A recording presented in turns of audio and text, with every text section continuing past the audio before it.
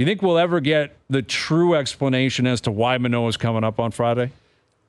Well, I don't know that we're going to get the direct one. I mean, I can explain it. I mean, there are some reasons that they would give, not the least of which is that they want to get an answer on who he is and if he's going to get fixed to determine what they need to do at the trade deadline. Mm-hmm. And so, if he goes out and throws a clunker, then they're going to probably have to go get a front end of the rotation starter. If he comes back and he pitches well, then they're going to probably, sort of temper that a little bit. And if it's middle of the road, then they're going to have to look for probably a little bit better pitcher overall. My issue with it is just that the issue isn't can he come back and have a good start.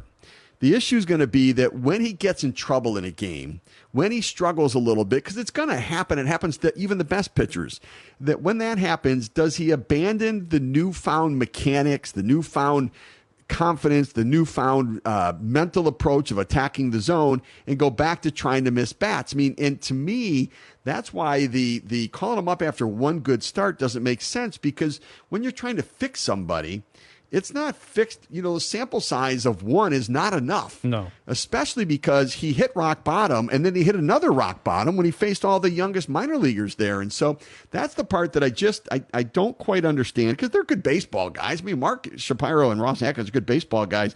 And what they're doing seems to be, one, they're looking at it saying, okay, it's against Detroit, so it's a soft landing spot. We're going to give Gausman the extra day, so that makes sense. And the reason they're doing that is Gausman then gets an extra day of rest so that he can get pitched deeper into the game if Manoah gets knocked out early on Friday and they use up their bullpen.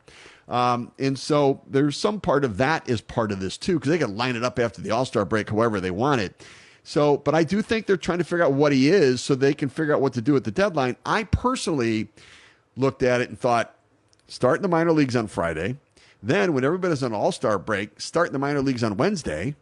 And then what you do is you put him on the back end of your rotation and you put him in front of Gausman if you feel like you need to do that to protect the innings part of it.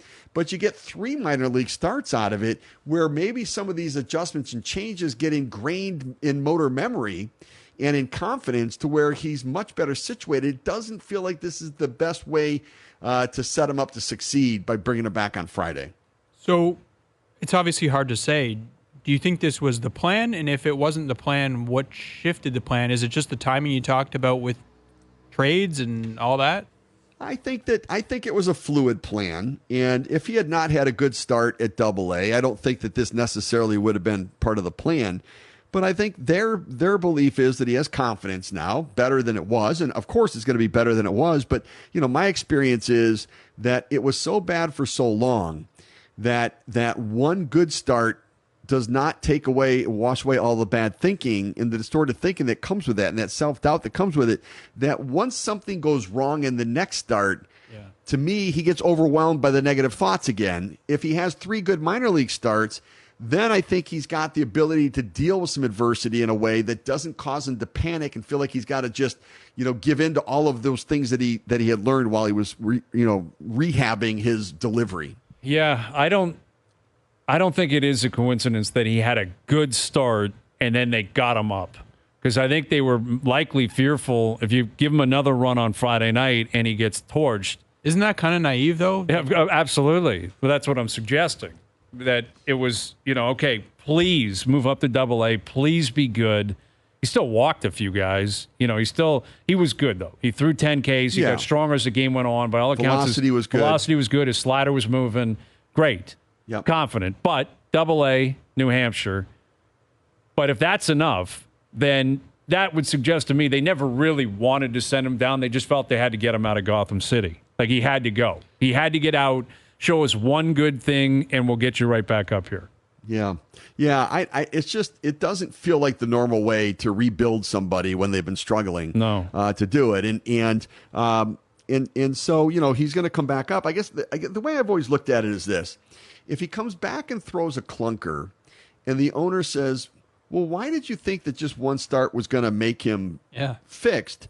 And that's a real obvious question. Then you're probably bringing him back too soon. Like if he has 3 minor league starts that are all pretty good, and he comes back and he has a clunker, it's not an obvious question. Well, why did you bring him back? Well, we brought him back because he had 3 quality starts. We thought he made progress. That's explainable. Yeah. One start doesn't seem as explainable. And here's the thing.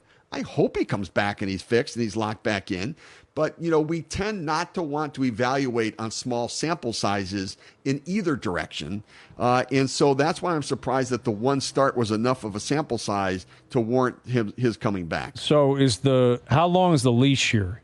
Like, they're not going to bring him up for one start. If Detroit gets all over him, they're going to send him back to Florida. I mean, he's got to get, 2, 3, 4 starts? What would you expect the leash to be? I think he's going to be – I don't know that they're looking at the thought of – I don't think they're thinking to themselves, well, if he has this number of bad starts, we'll send him back down again. I think they're thinking, okay, we've got him back on track in a better direction than he was.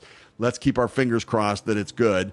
But if it's bad, you're going to go to the All-Star break, try to flush out all the bad thinking, bring him back after the break. And so, I don't think there's any thought there of the idea that we're going to send him back down again.